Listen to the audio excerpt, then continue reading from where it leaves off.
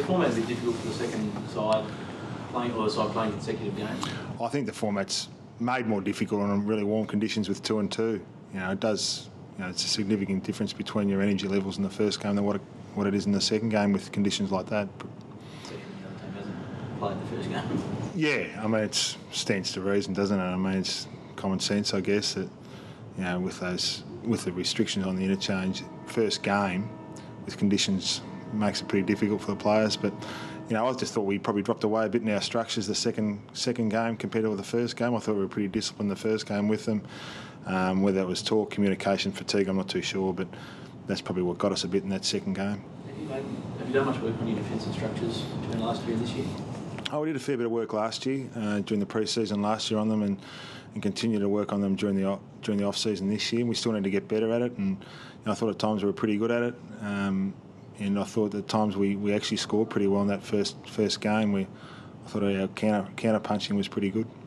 Outside the conditions, John, I think the team that plays back-to-back games only wins about 30% of their second games over the year and a bit that they've done. Okay, yeah. Is it worth persevering with? Do you think, or would you just work every single game?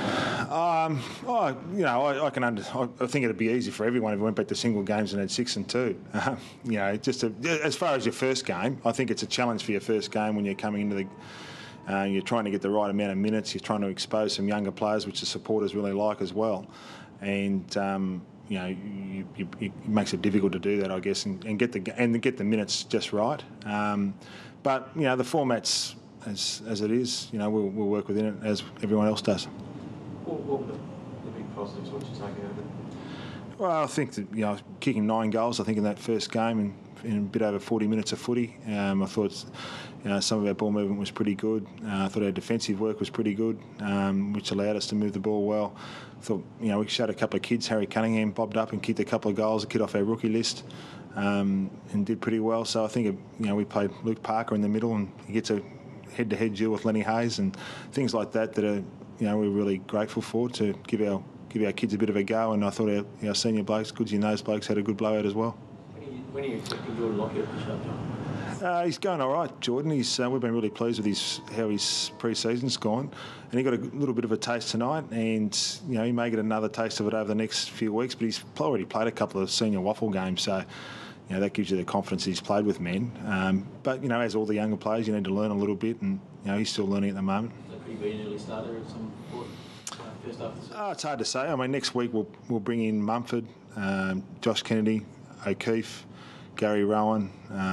Lewis Roberts-Thompson might be thereabout. We'll play Jude Bolton more, and Kieran Jack will play more, who we both subbed at half time. So we've got some players that we think will come back into that mix next week, and we need to get game time in them.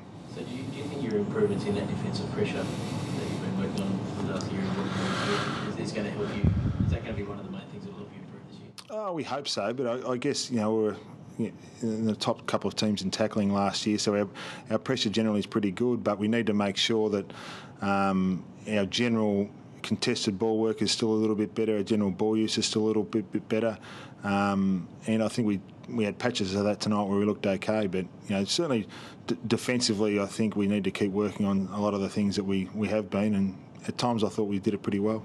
You mentioned he and Jude didn't exactly, that first game they didn't look like blokes sort of creeping towards the end. No. They've both been outstanding. They're real pros. That's why they keep on batting up and doing what they're doing. I told Jude he was out for the second game, and I thought he was going to start crying. A bloke at his age has been to as many stoppages as he has over the years, and he still wants to play the 24th of February every minute of the game. So, they're pros, both of them. That's why they keep continually playing well, because they just love their footy, and you can see it written all over them when they. It doesn't matter what time of the year it is. He scored a number of goals against St Kilda over the back of the press. Really easy goals. Are we getting closer to a tipping point where the press starts to break down? I think all teams look at that and understand that can happen at times. It happened to us, I think, once as well, one over the back as well.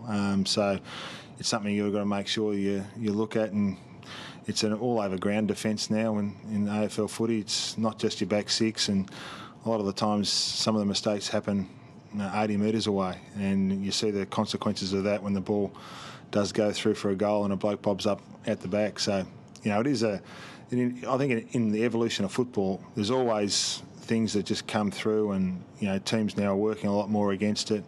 But the basic principles, I think, are pretty sound.